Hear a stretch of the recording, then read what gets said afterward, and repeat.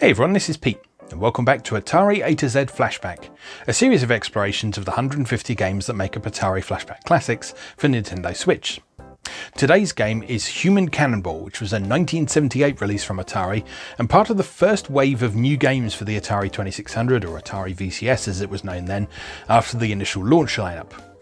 Now, this game is actually based on an unreleased arcade game by Owen Rubin, who we've seen a couple of times on this series already, and it was designed as a sort of non-military version of artillery games. So it was, don't know if I want to say it's non-violent, but it's certainly not based on conflict.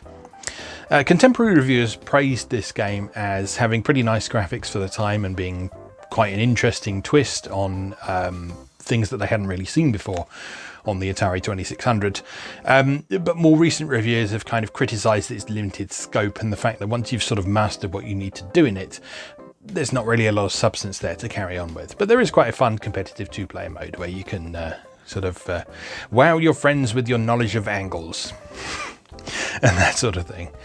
But there we go, let's go play Human Cannonball.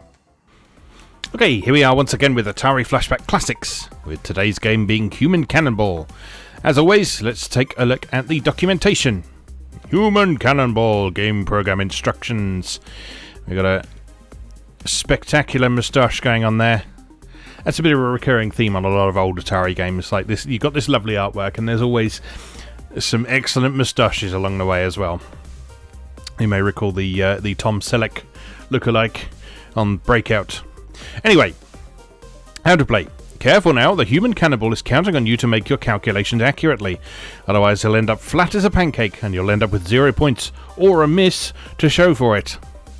The objective of this game is to shoot the man out of the cannon and into the water tower. To accomplish this, you must consider the following variables. The angle of the cannon establishes the line or arc of trajectory the man follows after being shot from the cannon, and the speed at which the man travels after being shot from the cannon, and the distance between the cannon and the water tower. These variables are set by you and or the computer, depending on the game you're playing. In some games, the cannon position remains fixed throughout the game. There are 8 game variations in all. Each game variation contains a 1 and a 2-player version. Okay, so basically this is kind of an artillery game, except you're not trying to destroy another player or a computer opponent. You're just trying to get a dude into a water tower so you can score points. So you do that by changing the angle of the cannon, the speed at which the cannon is firing, and the position of the water tower. So, as you can see here, this is the matrix of games that you can select from. So the first 2 games, the cannon position is fixed. The speed is chosen at random by the computer, and you choose the angle. And you can also move the water tower in that one. So after you've fired, if you think you haven't quite aimed perfectly, you can actually move the water tower slightly so he lands in it. Games 3... hold on. No, 5, 6, 7 and 8 are 2-player modes, aren't they? So game 2... What's the actual difference there? I can't see any difference there. Very strange. Does it actually give any more details here?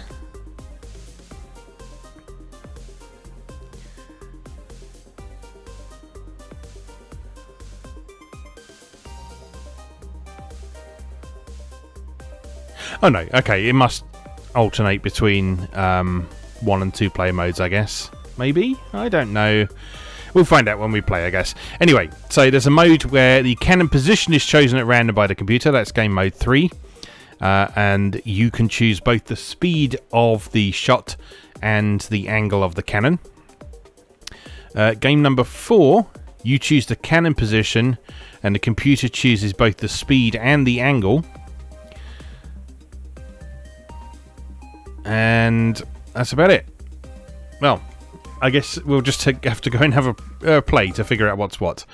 Okay, now, as you may recall in other games in Atari Flashback Classics, they've been good enough to provide a little caption at the top of the screen there that tells you exactly what each game variation means. So we start with game variation 1, random speed, player sets angle, tower moves. This is arguably the most simple way to play. So what you do in this, you can adjust the angle of the cannon by pushing up and down on your controller. And you'll see that you can cause your cannon to proudly stand erect up to 80 degrees. Now, you don't want to judge too much by the actual depiction of the cannon there, because this is an Atari 2600 after all. You want to more go by the actual number that's changing there. That's representing the angle that we're going to fire at. And it's going to fire at 38 miles per hour.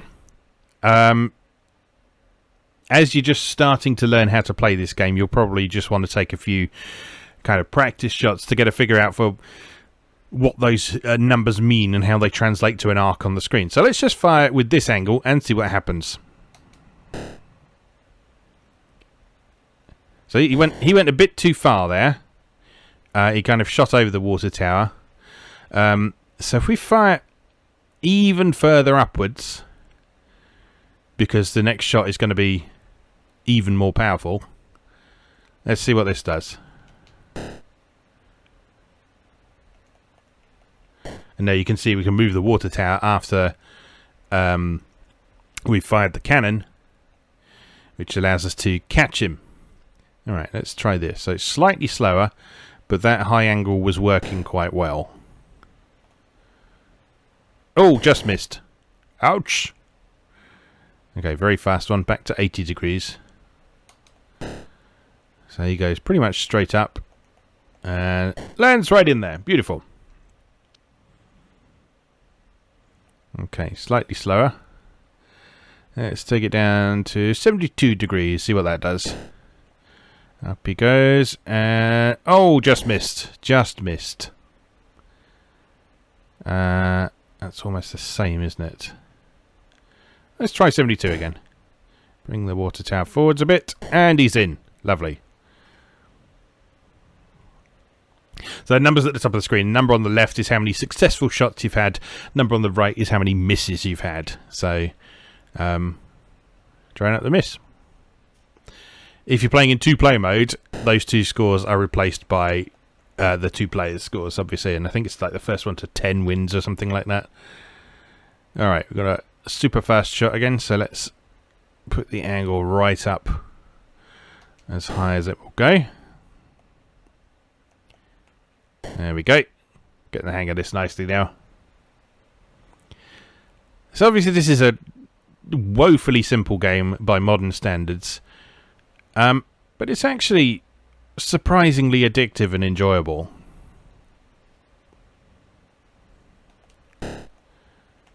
Oh! Bounced off the edge. Yeah, surprisingly addictive and enjoyable. Whoops, too far. In much the same way that sort of classic artillery games were a lot of fun. In you go. There we go. So it's basically just a mathematical puzzle game, I guess you'd call it.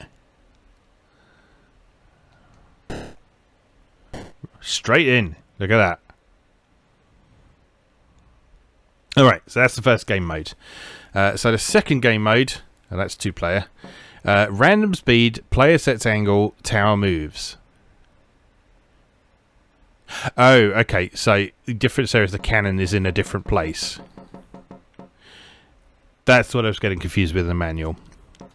Okay, so the cannon is further back this time, but it's still the computer setting the speed, us setting the angle, and being able to move the tower. And I'm going to sneeze. I've sneezed in every episode of something I've done recently, and this is going to be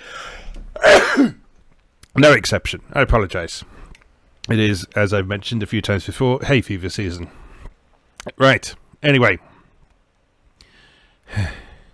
Begin.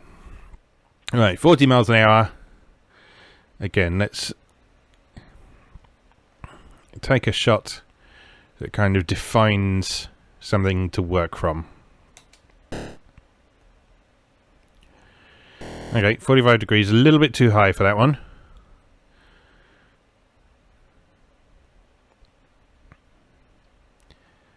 Let's going a bit faster, so actually we will probably want him to arc a little bit higher.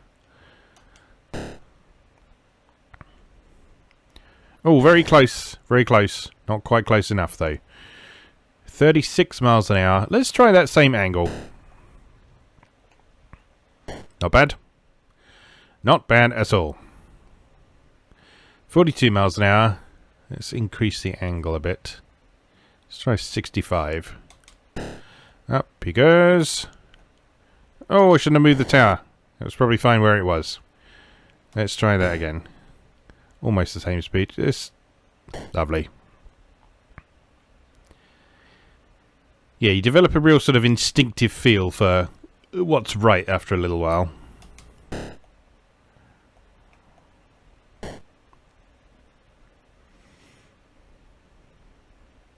Now, you may recall in the intro that I said this game got praised for having good graphics at the time. And obviously it may not look like much now. But I think what people were referring to when they said that was that if you look at things like the actual sprite for the man, he's actually quite a high resolution sprite for the Atari 2600. I mean, obviously he's a little stick figure and there's not a lot of detail there. Yeah, but in Atari 2600 terms, that is quite a detailed sprite.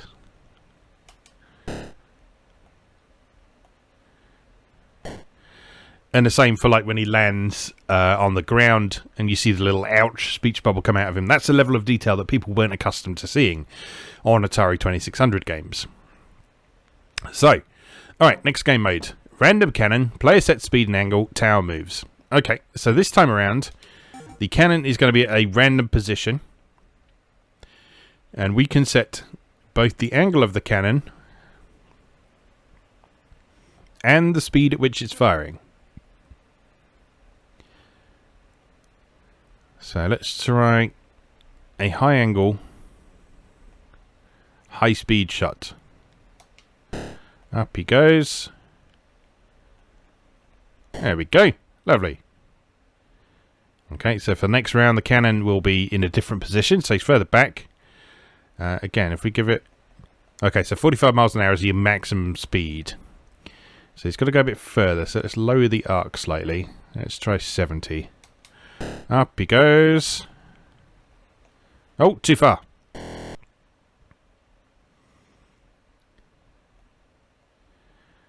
That might work. Let's try this.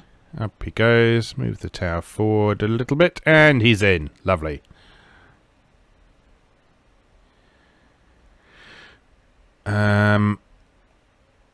Reduce the angle slightly.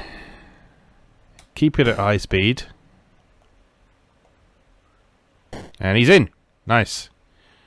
So obviously these game modes we're playing right now, we can move the tower, which allows you to sort of correct for a lot of miscalculations you might have made. The second set of games in this collection, you can't move the tower. So you have to be a lot more careful with calculating your angles. Or, as I'm doing, guess.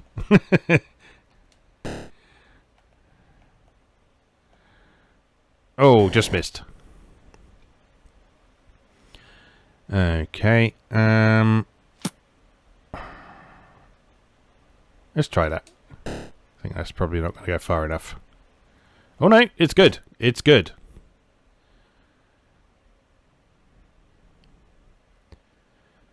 Alright. Don't want to go quite so far. Let's bump up the angle slightly. Nice. At least these high angle shots seem to be the way to go, because it's a little bit easier to be precise, I guess. You have a bit more time to get the water tower into position. I mean, you can do low angle shots as well, and those can be quite effective, but those ones seem to be working for me. Anyway, game number 4. Player sets cannon, random speed and angle, tower moves. Okay, so this time the computer is going to randomize the angle and the speed, and we can position the cannon wherever we want and move the tower. So let's try this.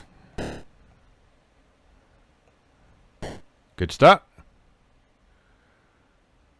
Again, shake them up. Oh, very low angle, very high speed. The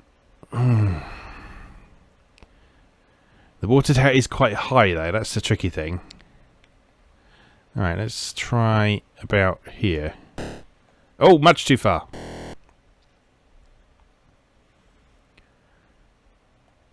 Okay, let's put the cannon back a bit then. There we go. There is a low angle shot at work. High angle, high speed. So we want to move that a bit closer. Up he goes. And there he goes. Back a little bit. Good.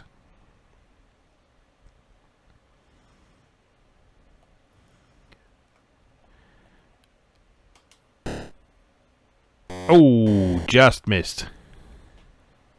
So yeah, this is one of those games that like your initial reaction to might be, well, what the hell is this? This is terrible. But the more you play it, the more there's like a satisfyingly addictive quality to it. And I can see this being a lot of fun in 2-player.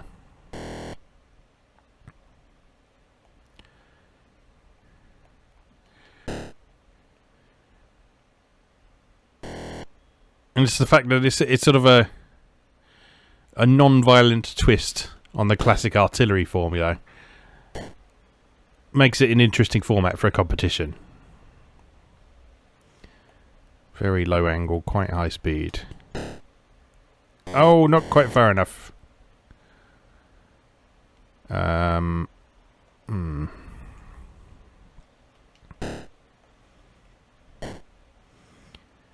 Yeah, like so many 2600 games, there's just a certain magic to this that I can see working really well as a competitive game. Oh, I really can't do those low shots. Alright, there we go.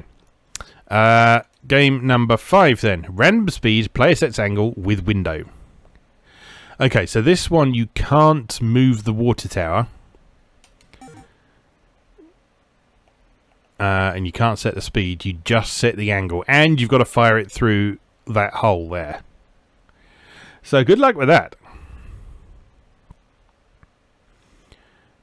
Alright. As they say, watch this.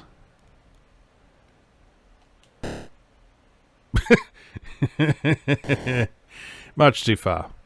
Right, still pretty high speed. Let's do a nice high angle shot then. That's going to be tricky to get through that window though. Can we move the cannon? No, we can't move the cannon. Okay, so... Hup! That's no good, is it?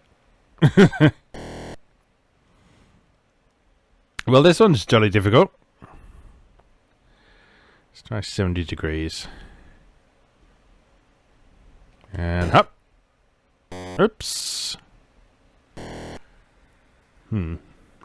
I can see myself not scoring any points on this one.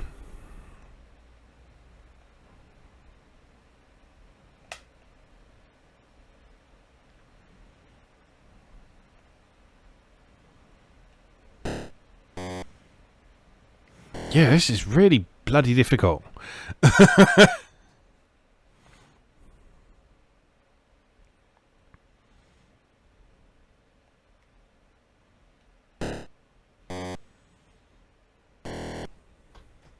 Yeah, the timing is really hard to calculate by the fact that the cannon doesn't necessarily match with what you're seeing on the screen.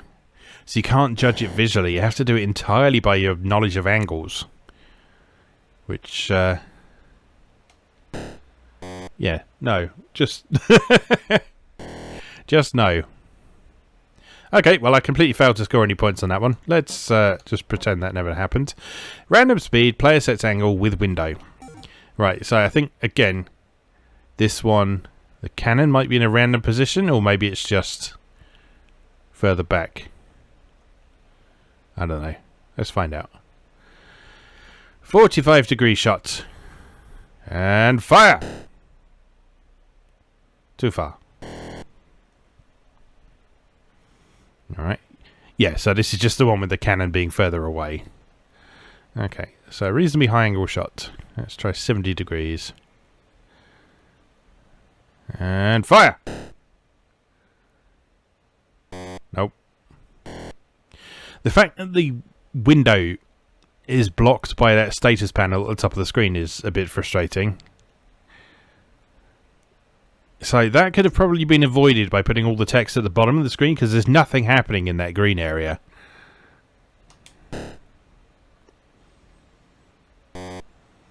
But as it is, it's a bit difficult to figure out exactly how and when to fire when you can't quite see what's going on.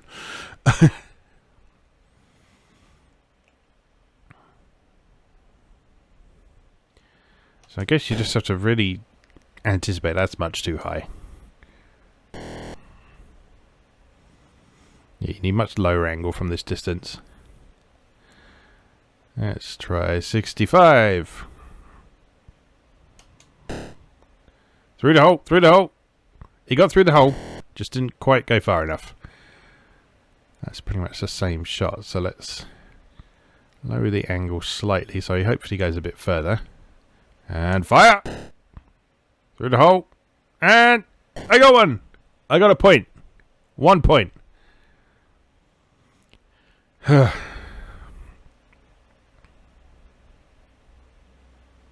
Fire! Nope. Oh, God. Well, these last modes are nightmarish.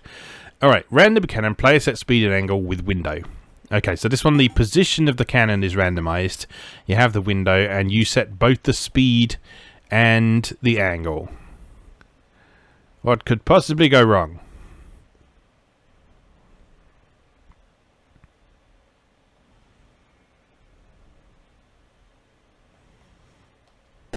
Oh, much too early. I think that was a bit high anyway. Alright, very close. So let's do a nice high angle shot. Arc it smoothly into the air, through the window, and miss the tower completely.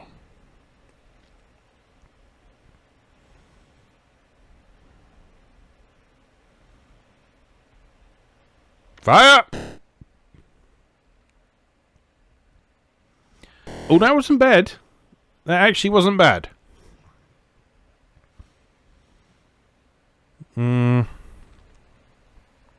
Might try the same settings, actually. Through the hole. Nope, still too far. Alright, very high angle, slightly less speed. Fire! Oh no. You should be able to land him back in the cannon and fire him again. Fire! Just short. Should have kept the high speed, shouldn't I? Alright.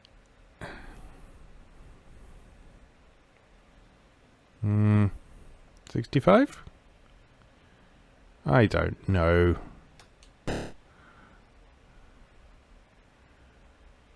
Not bad. Not awful. But not great. Anyway. Oh, we got one more. Player sets cannon, random speed and angle with window. I thought that was all the games. This is the last one. Right. This time we have to deal with the computer's choice of angle and speed. And we just move the cannon. Fire! Oh, hello.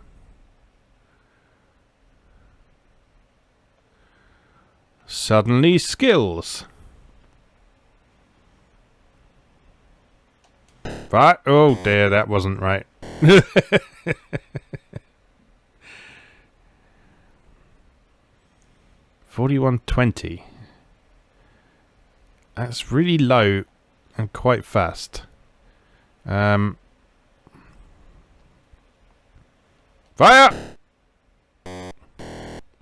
Wow, yeah, that's a tricky one. 41.30. That might work. Now this position. Not if I time it like that. It won't. Might have gone in as well. 39.68. All right, a little bit closer.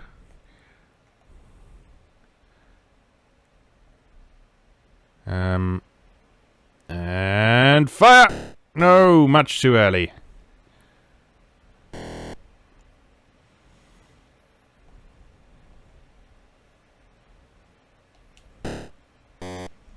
Oh, this is so hard with that window. But I guess they needed to put a hard mode in here because, like I said in the intro, a lot of criticism of this game when it first came out was that once you figured out how to do it, there wasn't a lot to do. But this mode here, I can see it taking quite a while to figure out how to do properly. Just because you've got so many different variables to consider with the position and the timing and yeah, a lot of things to consider for sure. Okay, I think that's probably more than enough of that for now. That is Human Cannonball for Atari 2600. Not a terrible game. Not a terrible game. It's a very simplistic game, obviously, but there's some enjoyment to be had there, particularly if you can grab a friend and have a bit of a competition with them. So, anyway, just remains for me to say, as always, thank you very much for watching, and I'll see you again next time.